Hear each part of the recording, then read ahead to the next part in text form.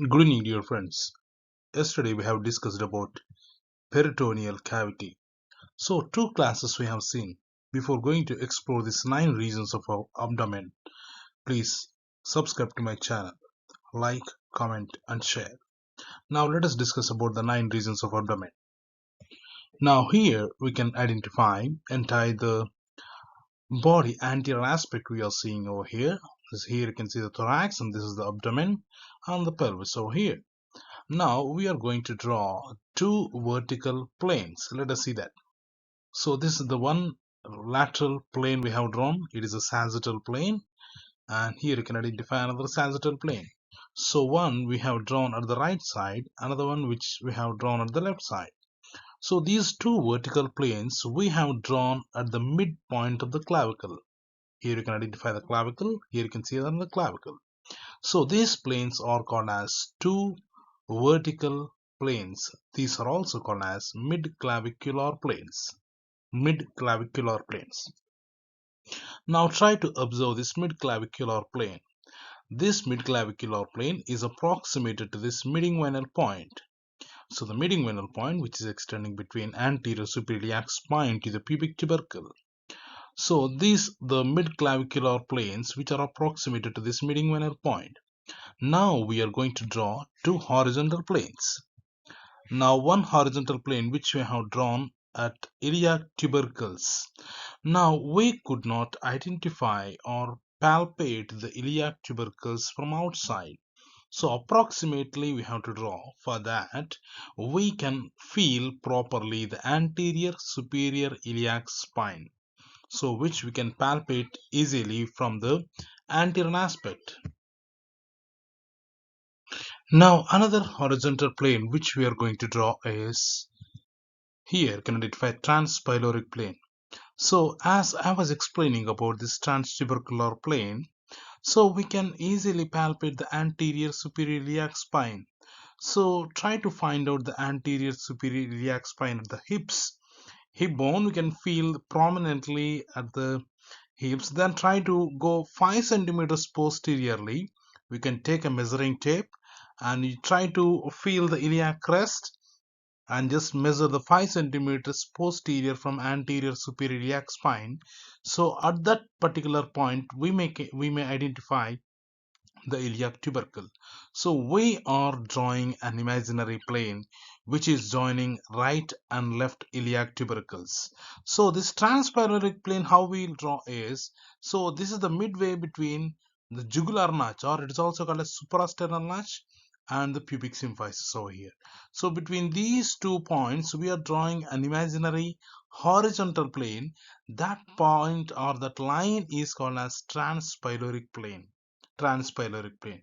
Now we can find 9 areas: 1, 2, 3, 4, 5, 6, 7, 8, 9. Let us see the names of these 9 regions. Now first one which we can easily identify is umbilicus, where we can feel the umbilicus. Now above the umbilicus what we can identify is this region is nothing but your epigastrium region. Now underneath or below this umbilicus we can identify hypogastrium. So epigastrium, hypogastrium, they are present above and below the umbilicus. Now let us see that left hypochondrium which is present left to this epigastrium, and right hypochondric region which is present right side to the epigastric region. Now left lumbar which is present left to the umbilicus, right lumbar is present right side to the umbilicus. Then left iliac which is present left side to the hypogastrium, right iliac which is present right side to the hypogastrium. So this is how we can identify 9 regions we can identify. Now you need to identify all the parts which are present in these respected regions. Let us discuss about it one by one. So in the epigastric region we can identify the cardiac orifice of stomach, then you can identify the fundus body of the stomach, and then it is extending into the left hypochondric region, then it is extending into the umbilicus region as well. Now the pyloric part of the stomach, can you see that this is the pyloric part of the stomach which is present at the level of transpyloric plane. That's why it is also called as transpyloric plane. Now coming to this umbilicus region, what we can identify, the second, third, and fourth parts of the duodenum, they are present at this level of umbilicus region, and also the transverse colon, which is present in this respected umbilicus region. Now, hypogastric region, what we can identify, this is nothing but your sigmoid colon, the terminal towards the right side of the sigmoid colon, we can identify the rectum, which is extending into this of pelvic cavity, and then the rectum and anal canal, they are going into the pelvic cavity in the hypogastric region. Now let us see what are the structures, what are the parts we can identify in the left hypochondric region. So in the left hypochondric region, you can identify there is a gland over here. So this is nothing but your lymphoid organ, spleen, which is present in the left hypochondric region. And also we can identify a small part of the stomach which is extending into the left hypochondric region, and also the left colic flexure. Left colic flexure is also called a splenic flexure of colon, which is present over here, and also the left kidney, which is present in this left hypochondric region.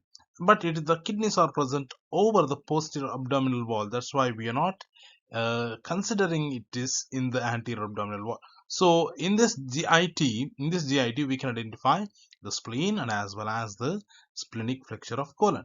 Now, coming to the right hypochondric region and the epigastric region, we can also identify the liver. So the biggest gland of our abdomen, that is the liver, which is occupying entire the right hypochondric region and epigastric region, and sometimes the left lobe of liver, it may extend into the left hypochondric region.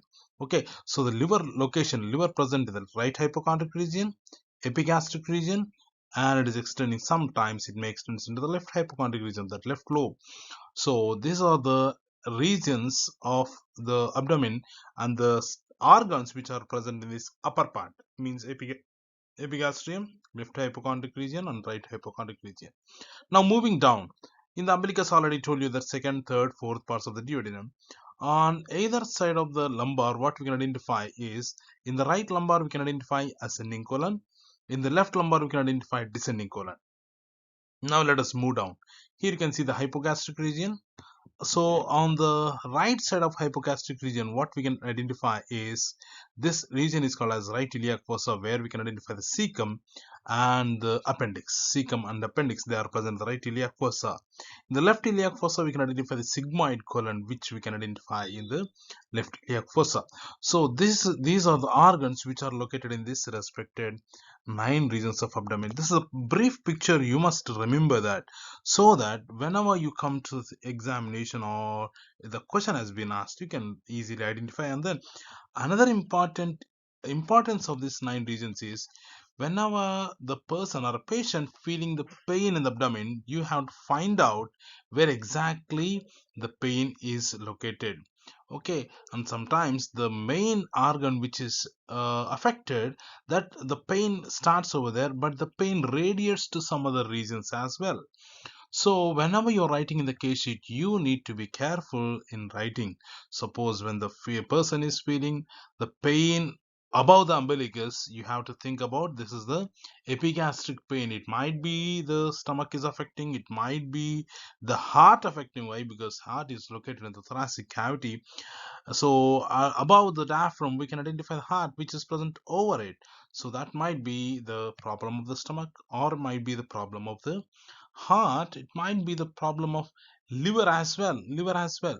So this is how you have to suspect and write the case sheet properly, where exactly the pain is located and what is exactly the pain is starting. That is the first point, and then how the pain is radiating, that is a secondary thing. Suppose, for example, if you take the appendix, in the appendicitis, you can feel the patient is feeling the first pain at the right iliac fossa. Slowly the pain radiates upwards, and he may feel pain at the right lumbar, he may feel pain at umbilicus, he may feel pain in the hypogastric region. So these are all the regions which are the radiated pain is approaching that. So the first pain starts at the right iliac, then slowly other regions are occupied by the pain. So that is about the 9 regions of abdomen, my dear friends. See you soon with a new class. Thank you.